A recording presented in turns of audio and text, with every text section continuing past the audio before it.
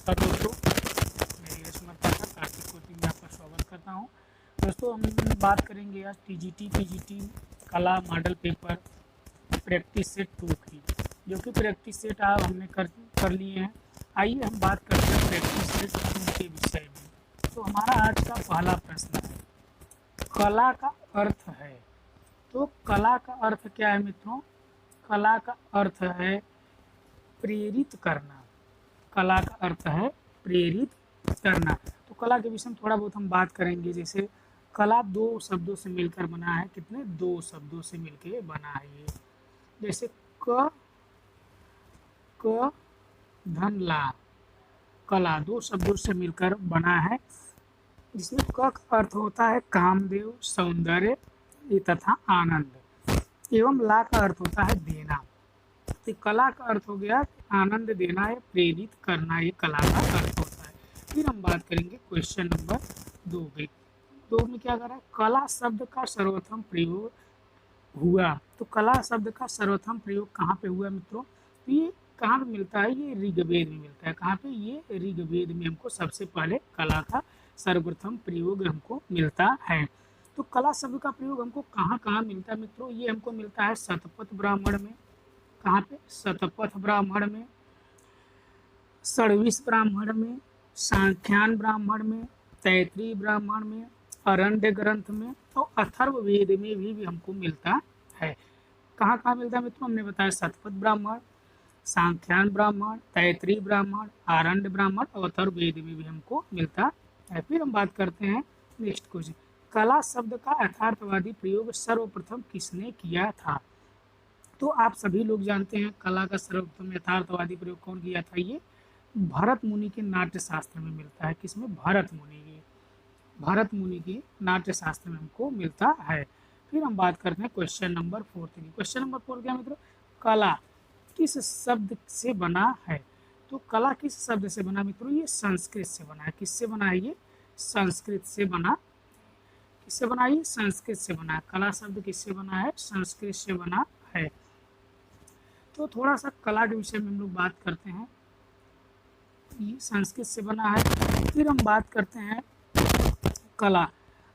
कला संस्कृत भाषा के किस शब्द से बना है? किस शब्द से बना है कला संस्कृत भाषा के? तो ये कल धातु से। किससे? कल धातु से बना है। इसका सही ऑप्शन क्या होगा? Option A. ऑप्शन ए इसका सही है। फिर हम बात करते हैं नेक्स्ट क्वेश्चन की। नेक्स्ट क्वेश्चन क्या है हमारा? आर्ट शब्द का प्रयोग किस शताब्दी में किया गया है? आर्ट शब्द का प्रयोग किस शताब्दी में किया गया मित्रों? तो ये 13वीं शताब्दी में किया गया। किसने? 13वीं शताब्दी में आर्ट शब्द का प्रयोग किया गया है। फिर हम बात करते हैं क्वेश्चन नंबर 7 की। कला के लिए आर्ट शब्द का प्रयोग हुआ है। कला के लिए आर्ट शब्द का जो प्रयोग है किस भाषा का है? ये लैटिन भाषा का है। कितना मित्रों? लैटिन भाषा का प्रयोग किया गया है। फिर हम बात करते हैं क्वेश्चन नंबर 8 की। कला को तखने कहा जाता है। तखने कहाँ कहा जाता है मित्रों इसको? तो कला को तखने कहा जाता है, ये यूनान में कहा जाता है। कहाँ पे मित्रों? यूनान में तखने कला को कहा जाता है। फिर हम बात करते हैं नेक्स्ट क्वेश्चन की। नेक्स्ट क्वेश्चन हमारे क्या मित्रों? आधुनिक कला को कितने वर्गों में विभाजित किया गया है? तो कितने वर्गों में विभाजित किया गया मित्रों? तो ये 2 वर्गों में विभाजित किया गया है। कितने? 2 वर्गों में विभाजित किया गया है। फिर हम बात करते हैं क्वेश्चन नंबर 10 की। क्या करा मित्रों? मनुष्य को अपने भाव को कला के द्वारा प्रकट करना, यह कथन किसका है? तो यह कथन किसका है मित्रों? ये रस्किन का है। किसका है मित्रों? ये रस्किन का है। कला के द्वारा अपने भाव को प्रकट करना, ये कथन किसका है मित्रों? ये रस्किन का कथन है। फिर हम बात करते हैं नेक्स्ट क्वेश्चन की। नेक्स्ट क्वेश्चन हमारा क्या है मित्रों? कला में मनुष्य अपनी अभिव्यक्ति करता है। ठीक, कला में मनुष्य अपनी अभिव्यक्ति करता है। तो ये किसने कहा है मित्रों?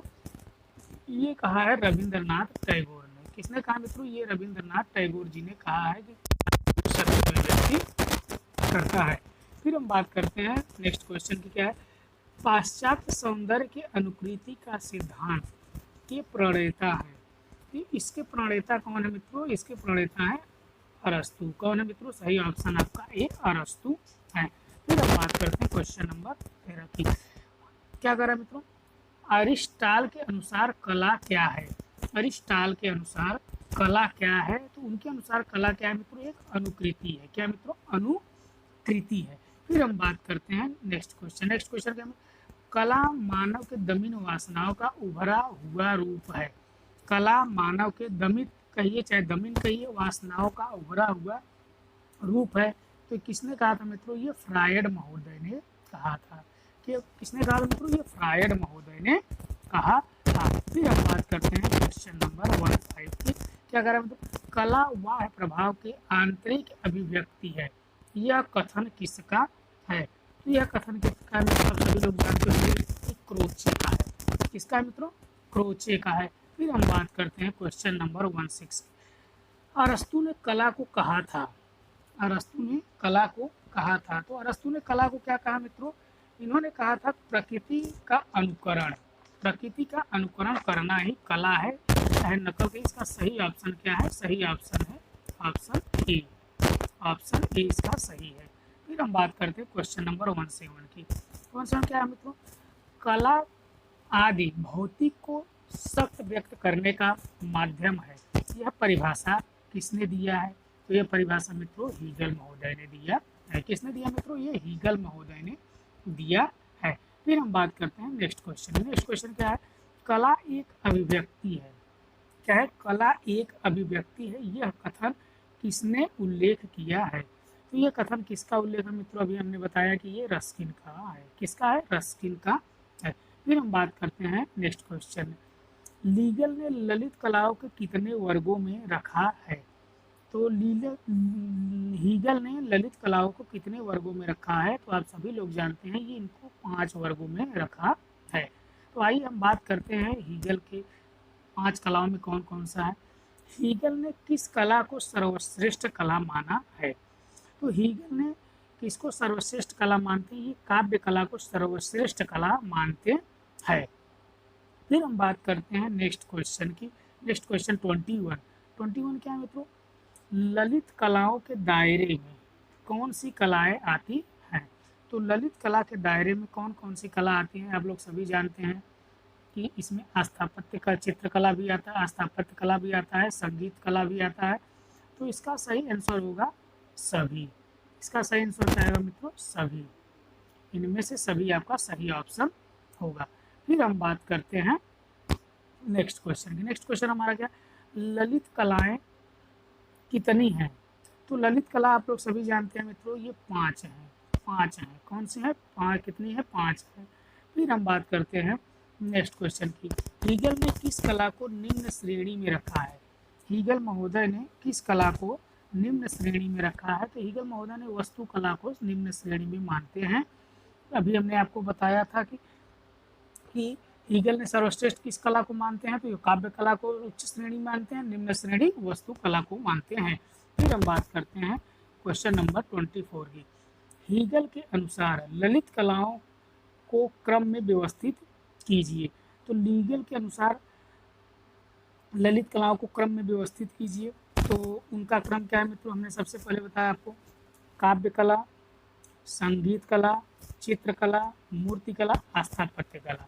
तो इसका सही ऑप्शन क्या है? ऑप्शन ए आपका सही है। क्या है? काव्य कला, संगीत कला, चित्रकला, मूर्ति कला, स्थापत्य कला। स्थापत्य कला कहिए चाहे वस्तु कला कहिए, दोनों एक ही है। तो काव्य कला को सर्वश्रेष्ठ कला मानते हैं और निम्न श्रेणी में स्थापत्य या वस्तु कला आती है।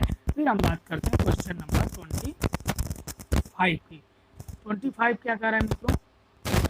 आर्मेचर का प्रयोग किसमें किया जाता है? तो सभी लोग जानते हैं मित्रों आर्मेचर का प्रयोग मूर्ति कला में किया जाता है। किसमें किया जाता है मित्रों? ये मूर्ति कला में किया जाता है। इसका सही उत्तर क्या है मित्रों? इसका सही उत्तर ये है, मूर्ति कला। फिर हम बात करते हैं नेक्स्ट क्वेश्चन में। किस पुस्तक में चारोकारू शब्द का प्रयोग किया गया है? किस पुस्तक में चारोकारू शब्द का प्रयोग किया है? तो पाणिनि के अष्टाध्यायी में किया गया है। किसमें किया गया मित्रों? पाणिनि के अष्टाध्यायी में चारु और कारु शब्द का प्रयोग किया गया है।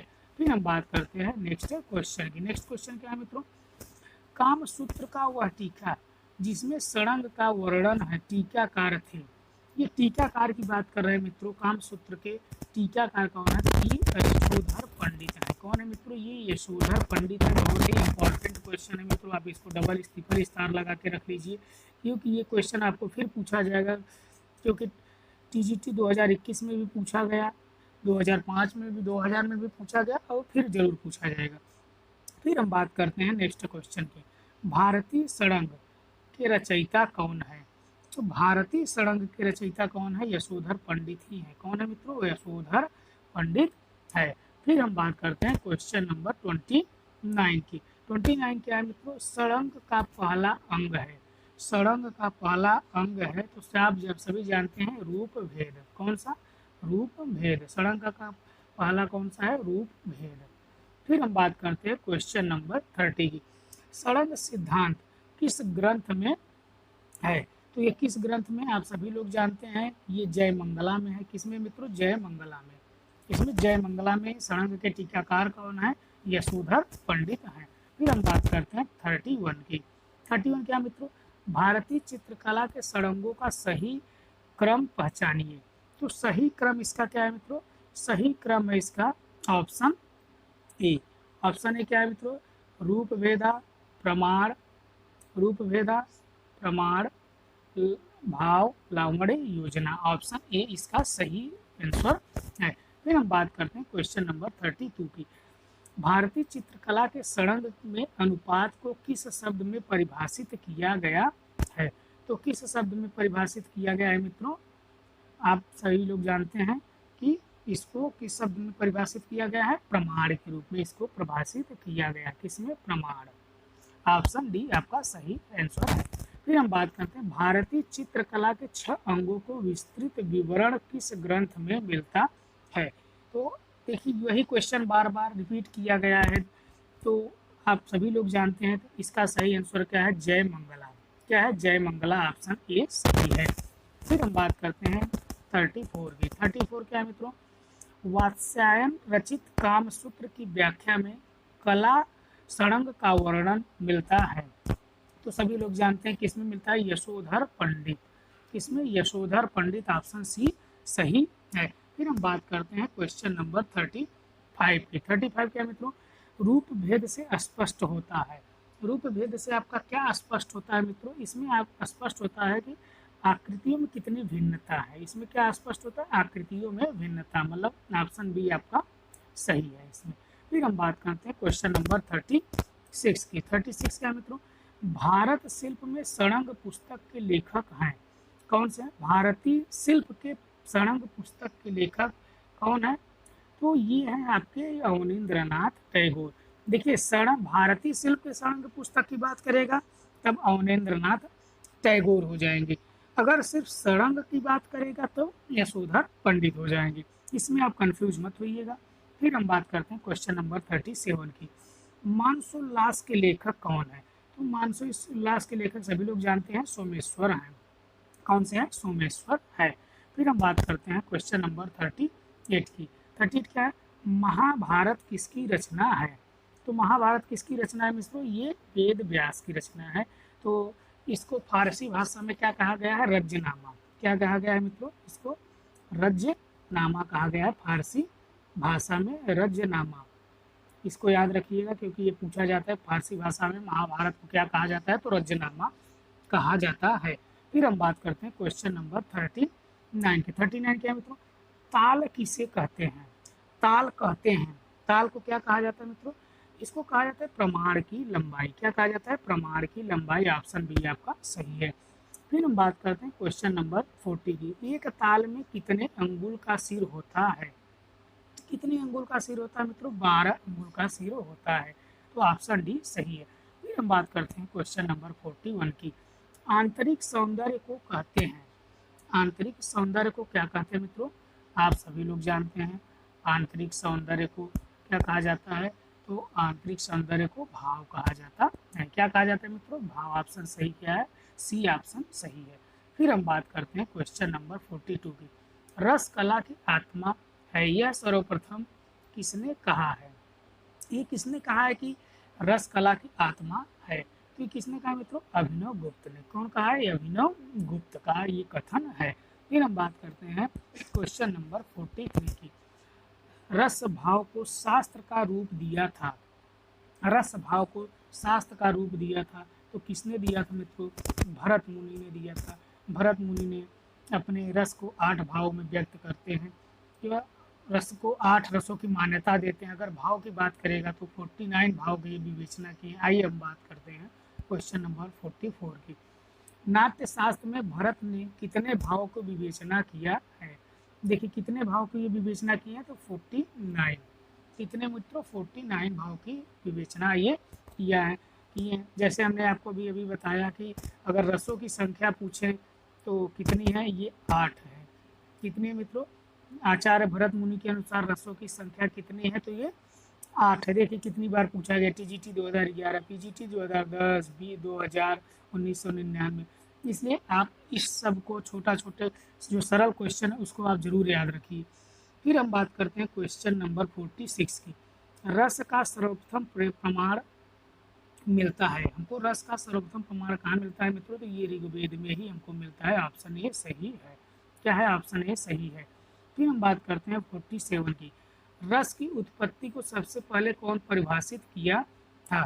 तो ये सबसे पहले कौन परिभाषित किया था? आप सभी लोग जानते हैं, भरत मुनि ने। Option C. फिर हम बात करते हैं क्वेश्चन नंबर 48। 48 क्या मित्रों? भरत मुनि के रस तत्व के आधारभूत विषय हैं। तो इनके विषय क्या रहे मित्रों? इनके विषय रहे हैं रस की निश्यति। क्या है? ऑप्शन डी आपका सही है, रस की निश्यति। फिर हम बात करते हैं क्वेश्चन नंबर 49 की। जल रंग चित्रण में पोत का प्रभाव किस कागज पर अच्छा उभरता है? तो किस कागज पर अच्छा उभरेगा मित्रों? ये मोटा कागज हो, जितना मोटा कागज होगा उतना ज़्यादा ही अच्छा प्रभाव कागज पर उभरता है। फिर हम बात करते हैं क्वेश्चन नंबर 50 की। जलीय रंगी पेंटिंग में को जल में कितनी बार डुबोना चाहिए? तो कितनी बार डुबोना चाहिए मित्रों? ये आपके आवश्यकता के अनुसार है। ऐसा नहीं कि 10 बार, 15 बार, 20 बार, जितनी आवश्यकता उतनी बार डुबोया जा सकता है। फिर हम बात करते हैं क्वेश्चन नंबर 51 की। ट्राइबल आर्ट संबंधित है। तो ट्राइबल आर्ट किससे संबंधित है मित्रों? जनजातियों से। अब जैसे शब्द से ही लग रहा है ट्राइबल ट्राइबल जनजातियों से होते, ट्राइबल आर्ट भी जनजातियों से संबंधित है। फिर हम बात करते हैं क्वेश्चन नंबर 52 की। 52 क्या है हमारा मित्रों? जैसे कह रहा है मिलान करने की। पटचित्र कहाँ पे है मित्रों? उड़ीसा। कहाँ पे? उड़ीसा में। वर्ली, वर्ली एक मुंबई में स्थान है, वहाँ का विशेष कला है। तो कहाँ पे है? मुंबई, महाराष्ट्र। अल्पना, अल्पना आपका कहाँ पे है मित्रों? ये पश्चिम बंगाल में। और थापा कला आपका राजस्थान में। तो मिला ये ए का 2, ए का 2, ए का 2, ठीक। फिर क्या कर रहा है? बी का 4, ए का 2, बी का 4। तो ऑप्शन सी इसका सही हो जाएगा मित्रों। फिर हम बात करते हैं नेक्स्ट क्वेश्चन की। नेक्स्ट क्वेश्चन हमारा क्या है? कागज के कई तरह पर चिपकाकर कार्य किया जाता है को कहते हैं। उसको क्या कहा जाता है मित्रों? उसको कोलाज पद्धति कहा जाता है। कागज के टुकड़ों को कई बार चिपका के बनाया जाता है तो उसको कोलाज कहा जाता है। फिर हम बात करते हैं क्वेश्चन नंबर 54 की। 54 क्या है मित्रों? फ्रेस्को बोनो पद्धति से चित्र बनते हैं। तो फ्रेस्को बोनो पद्धति से जो चित्र बनते हैं वह दीवारों की गीली सतहों पर बनते हैं। अगर यहाँ पे अगर वही फ्रेस्को बोनो की जगह फ्रेस्को सेस्को हो जाता तो ये सूखी हो जाएगा। जहाँ सेस्को वहाँ सूखी, जहाँ बोनो वहाँ गीली। इस तरीके से आप इसको याद रख सकते हैं। फिर हम बात करते हैं क्वेश्चन नंबर 55 की। अजंता चित्रकला का माध्यम है। अजंता चित्रकला का माध्यम क्या है मित्रों? इसका माध्यम है फ्रेस्को। क्या मित्रों? फ्रेस्को तकनीक के माध्यम में ये बनाया गया है। इसमें फ्रेस्को तकनीक ऑप्शन सी सही है। फिर हम बात करते हैं क्वेश्चन नंबर 56 की। फ्रेस्को बुनाक प्रविधि परिभाषित की जाती है। ये क्या परिभाषित की जाती है? क्या प्रभाषित करती है मित्रों? तो प्रभाषित करती है विशेष प्रकार के तैया प्लास्टर भित्ति पर भूमिज प्राकृतिक रूप से प्राप्त रंग लगाना बुनो है। इसका सही ऑप्शन क्या है? Option C. फिर हम बात करते हैं 57। क्वेश्चन नंबर 57 क्या है? फ्रेस्को सेस्को के चित्र में चित्रण के लिए किस प्रकार के भित्ति का प्रयोग में लाई जाती है? तो किस प्रकार के भित्ति का प्रयोग में लाई जाती है तो मित्रों हमने आपको बताया फ्रेस्को सेस्को मतलब कि शुष्क, और बूनो जहाँ हो जाएगा वहाँ पे गीली। फिर हम बात करते हैं क्वेश्चन नंबर 58 की। हाइगा कहाँ की कला है? तो हाइगा कहाँ की कला मित्रों? ये जापान की कला है, नाम से आपको लग रहा है ये जापानी होंगे। फिर हम बात करते हैं क्वेश्चन नंबर 59 की। 59 क्या मित्रों? कोलाज पद्धति के जन्मदाता माने जाते हैं। कोलाज पद्धति के जन्मदाता कौन माने जाते हैं मित्रों? ये जॉर्ज ब्राक। कौन मित्रों? George Barack. तो सबसे पहले आप जानिए जॉर्ज ब्राक के विषय में। जॉर्ज ब्राक और पिकासो ये दोनों, जॉर्ज ब्राक घनवाद के कलाकार हैं। किसके? घनवाद के कलाकार हैं। फिर हम बात करते हैं क्वेश्चन नंबर 60 की। बेनिये का कहाँ की कला है? बेनिये कहाँ की कला है? तो ये भी कहाँ की कला है मित्रों? जापान की कला है। ऑप्शन डी आपका सही है। फिर हम बात करते हैं क्वेश्चन नंबर 61 की। भारत में सर्वप्रथम किसके मकबरे में पित्रा का प्रयोग किया गया है? तो ये किसके मकबरे में किया गया है मित्रों? एतमादुद्दौला दौरा के मकबरे। पित्ता है क्या मित्रों? ये एक पच्चीकारी होती थी विशेष प्रकार की, जो कि ये किया जाता था मकबरों में। फिर हम बात करते हैं क्वेश्चन नंबर 62 की। रिप्लिका का प्रयोग होता है तो किसमें होता है मित्रों? ये आप जानते हैं मूर्ति कला में। किसमें? मूर्ति कला में। ऑप्शन ए सही है इसका। क्या है? ऑप्शन ए सही है, मूर्ति कला। फिर हम बात करते हैं क्वेश्चन नंबर 63 की। 63 क्या मित्रों? चंडीगढ़ का वास्तुकार कौन था?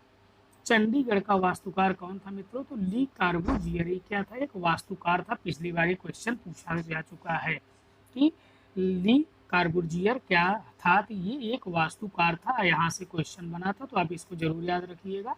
क्या था ये? कि वास्तुकार था। फिर हम बात करते हैं क्वेश्चन नंबर 64 की। उत्तर प्रदेश का कौन सा जिला टेराकोटा के लिए प्रसिद्ध है? कौन सा जिला टेराकोटा के लिए प्रसिद्ध है? गोरखपुर। कौन सा? गोरखपुर टेराकोटा के लिए प्रसिद्ध है। तो टेराकोटा की मूर्ति किससे बनाई जाती थी मित्रों? तो मिट्टियों से बनाई जाती थी। तो आप लोग सभी जानते हैं। आइए हम बात करते हैं क्वेश्चन नंबर 65 की। हनीवा टेराकोटा किस देश से संबंधित है? तो किस देश से संबंधित है मित्रों? ये जापान से संबंधित है। किससे? जापान से संबंधित। ऑप्शन सी आपका सही है। फिर हम बात करते हैं क्वेश्चन नंबर 66 की। 66 क्या मित्रों? टेराकोटा की मूर्ति बनाई जाती है। अभी हमने आपको बताया टेराकोटा की मूर्ति मिट्टियों से बनाई जाती है, इसलिए ऑप्शन सी आपका सही है। फिर हम बात करते हैं क्वेश्चन नंबर 67 की। 67 क्या? बंधक प्रयुक्त किया जाता है। बंधक कहाँ प्रयुक्त किया जाता है मित्रों? बंधक कहाँ प्रयुक्त किया जाता है? तो ये कहाँ प्रयोग किया जाता है? वांसक चित्रण में। कहाँ पे? वांसक चित्रण। ऑप्शन ए सही है। कहाँ पे? ऑप्शन ए सही है, वांसक चित्रण। फिर हम बात करते हैं क्वेश्चन नंबर 68 की। रंगोली मुख्य रूप से जब बनाई जाती है तो सभी लोग जानते हैं रंगोली कहाँ बनाई जाती है? जमीनों पे बनाई जाती है। फिर हम बात करते हैं क्वेश्चन नंबर 69 की। सामान्य पेंसिल में कौन सी सामग्री प्रयुक्त होती है? तो सभी लोग जानते हैं सामान्य पेंसिल में प्रयुक्त कौन सी होती है? ग्रेफाइट। यहाँ ग्रेफाइट लिखा है लेकिन ग्रेफाइट होता है। क्या है मित्रों? ग्रेफाइट। फिर हम बात करते हैं क्वेश्चन नंबर 70 की। क्या कह रहा है? चौक पूर्णा लोक चित्रण कहाँ की परंपरा है? चौक पूर्णा कहाँ के मित्रों? तो ये उत्तर प्रदेश की है। कहाँ की है? ये उत्तर प्रदेश की है। फिर हम बात करते हैं क्वेश्चन नंबर 70। सबसे हार्ड पेंसिल कौन सी है? तो सभी लोग जानते हैं सबसे हार्ड पेंसिल कौन सी है? एच।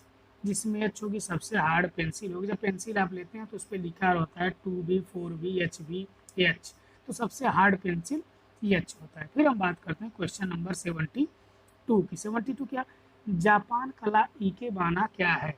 जापान कला इकेबाना क्या है मित्रों? तो ये पुष्प संयोजन है। क्या मित्रों? पुष्प संयोजन है। फिर हम बात करते हैं क्वेश्चन नंबर 73 की। 73 क्या मित्रों? निम्न में से सबसे सॉफ्ट लेड वाली पेंसिल है। क्या कह रहा है मित्रों? निम्न में से सबसे सॉफ्ट लेड वाली पेंसिल है। तो कौन सी है पेंसिल मित्रों? ये 9B है। कौन सा है? ऑप्शन डी आपका सही है, 9B। फिर हम बात करते हैं क्वेश्चन नंबर 74 की।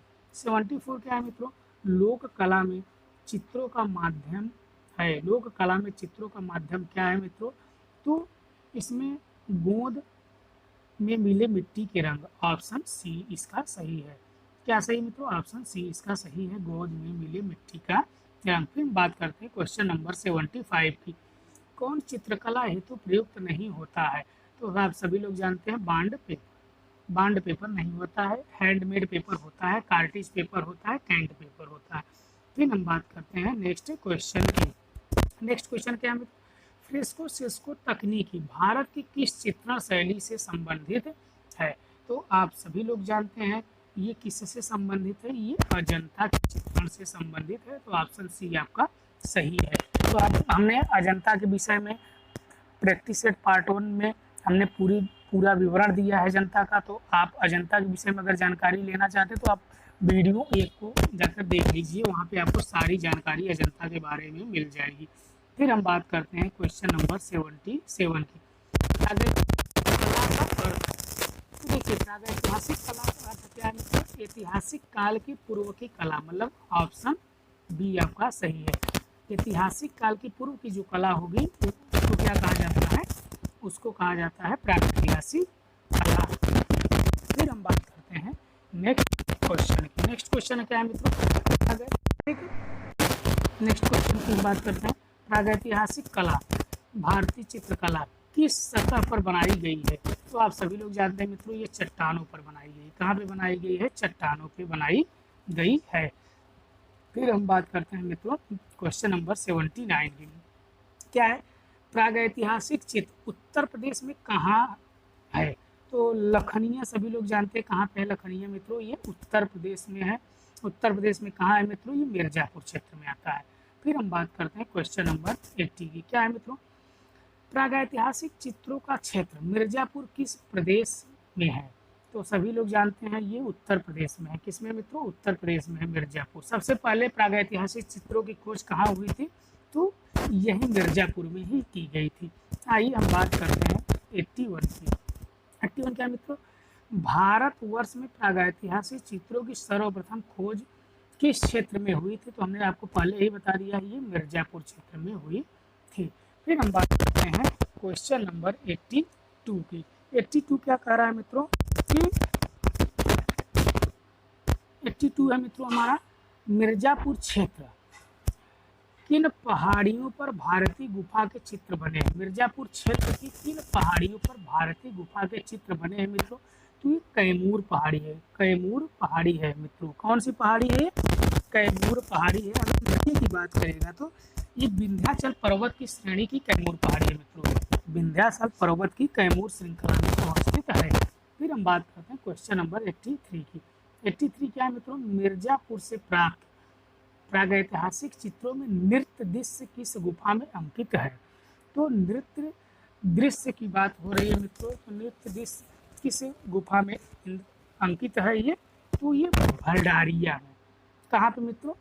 ये लखनिया, सॉरी मित्रों ये कहाँ पे है? लखनिया में। उत्तर आपका क्या है? 83 का सी। कहाँ पे मित्रों? लखनिया में आपका अवस्थित है। किसका चित्रों की बात कर रहा है? नृत्य दृश्य की बात कर रहा है। लिखुनिया में हमको और कौन से चित्र मिलते हैं मित्रों? तो यहाँ पे नृत्य वादन का, जैसे नृत्य वादन कहिए चाहे नृत्य दृश्य कहिए, पशु आखेट, हाथी के शिकार, घुड़सवार, पालतू अथनी की मदद से जंगली हाथी को पकड़ते हुए यहाँ पे दिखाया गया है। इस गुफा में जितने भी चित्र बने मित्रों कहाँ पे बने हैं? छतों और भित्तियों पर बनाए गए हैं। फिर हम बात करते हैं क्वेश्चन नंबर 84 की। क्या कर रहा है? घायल सूअर का चित्र किस गुफा में मिला है? तो घायल सूअर का चित्र हमको कहाँ पे मिला है मित्रों? ये भलडारिया से मिला है। कहाँ से मित्रों? ये भलडारिया से हमको मिला है। तो भलडारिया से हम में क्या अनेक पशु के आखेट के चित्र मिलते हैं मित्रों। इसकी खोज की कौन किया था? तो काकबर्न ने 1883 में इसकी खोज वो किए थे। फिर हम बात करते हैं क्वेश्चन नंबर 85 की। मिर्जापुर के किस क्षेत्र से हाथी के शिकार का चित्र पाया गया है? तो हमने अभी आपको बताया कि पालतू हथनी की मदद से किया गया, तो ये लखुनिया हो जाएगा मित्रों। ऑप्शन ए आपका सही है 85 का। फिर हम बात करते हैं क्वेश्चन नंबर 86 की। 86 के अगर बिंडम की खोज किसने किया था?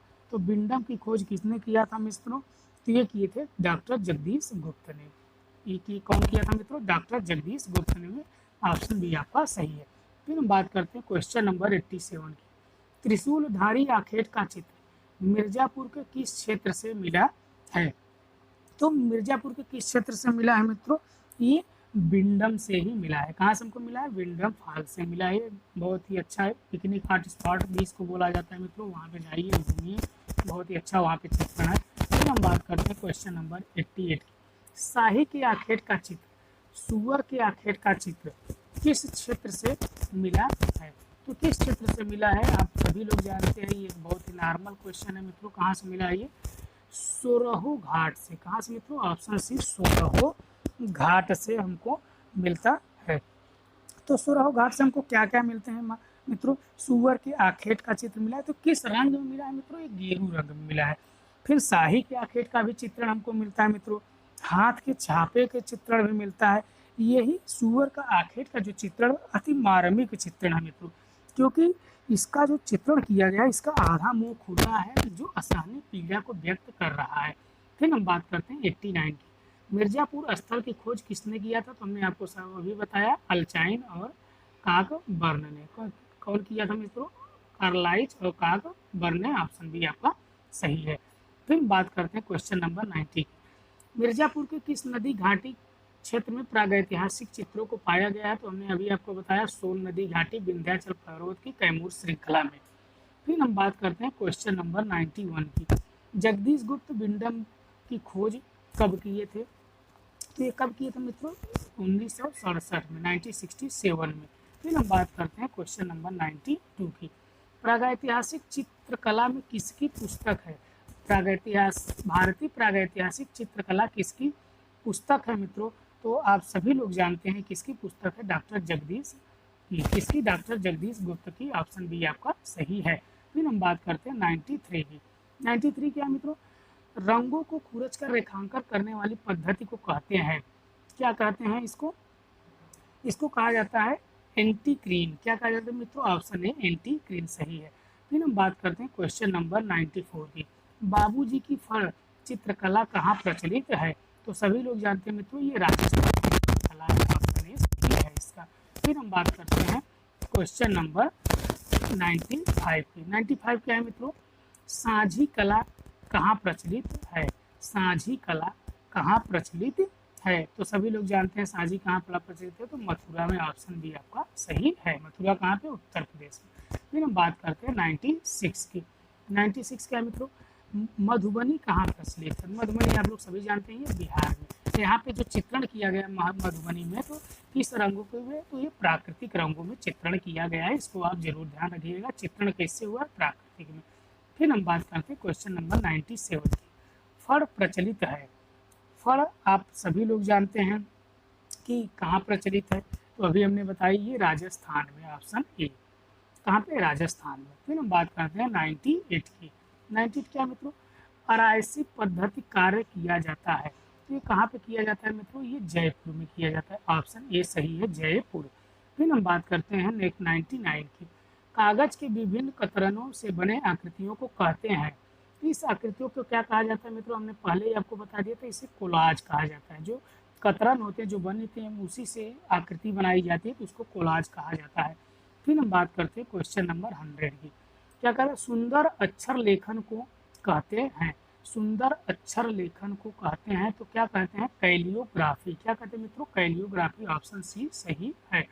फिर हम बात करते हैं क्वेश्चन नंबर 101 की। 101।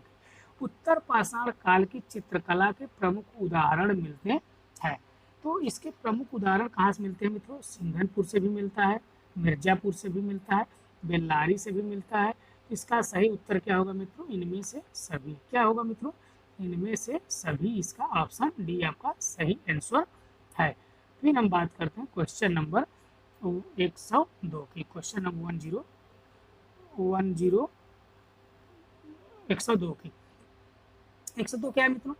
बांदा किसके अंतर्गत आता है? तो बांदा किसके अंतर्गत आता है मित्रों? ये उत्तर प्रदेश के बुंदेलखंड क्षेत्र में आता है।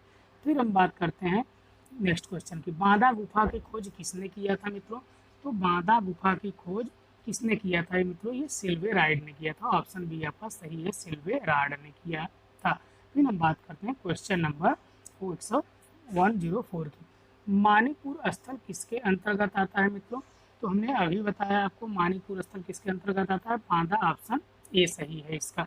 फिर हम बात करते हैं 105 की, पहिए रहित गाड़ी का चित्र कहाँ से मिला है? तो पहिए रहित गाड़ी का चित्र हमको कहाँ से मिलता है मित्रों?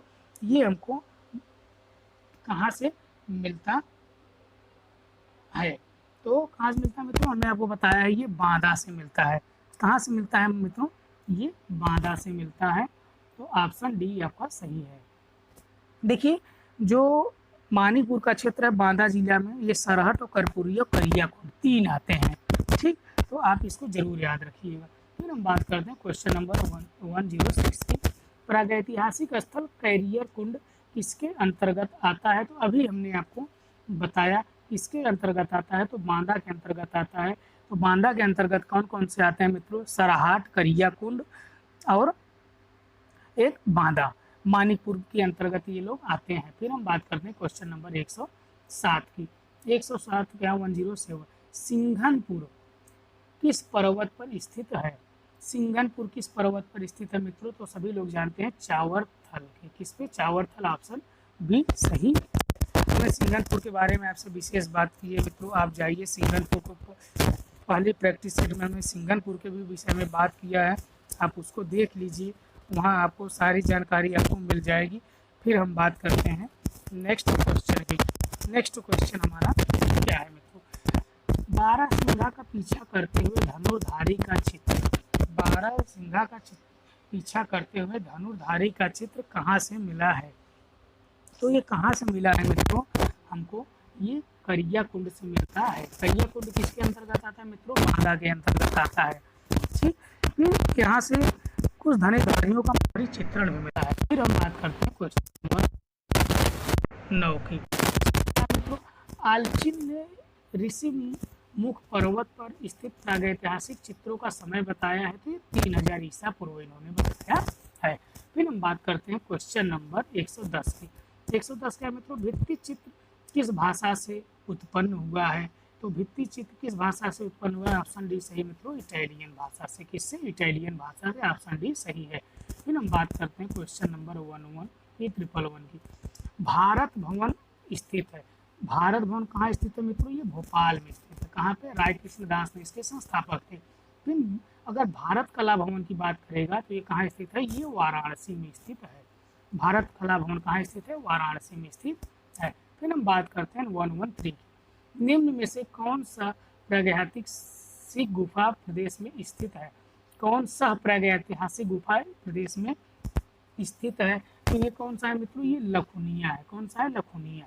फिर हम बात करते हैं क्वेश्चन नंबर 114 की, प्रागैतिहासिक स्थल लखुनिया किस नदी के किनारे स्थित है? तो ये गरई नदी के किनारे स्थित है। किसके मित्रों? गरई नदी के किनारे स्थित है। फिर हम बात करते हैं क्वेश्चन नंबर 115 की, कान देसाई का जन्म कब हुआ था? तो सभी लोग जानते हैं 1907 में हुआ था इनकी जन्म। फिर हम बात करते हैं क्वेश्चन नंबर 116 का, मांडी और झागोर लोक नृत्य किस राज्य से है? तो किस राज्य से संबंधित है मित्रों? तो आप सभी लोग जानते हैं किस राज्य से ये संबंधित है। तो ये कहाँ से है? गोवा से है। कहाँ से मित्रों? ऑप्शन नंबर डी गोवा सही है। फिर हम बात करते हैं आज का लास्ट क्वेश्चन हमारा, मिर्जापुर की गुफाओं में सर्वाधिक चित्र किस विषय पे मिले हैं? तो आप सभी लोग जानते हैं प्रागैतिहासिक चित्रों के जो विषय है वो आखेटक पे, ऑप्शन डी आपका सही है। आखेटक पे ही सर्वाधिक चित्रण मिलते हैं मित्रों। इसके आखेटक के सर्वाधिक चित्रण मिलते हैं इसमें।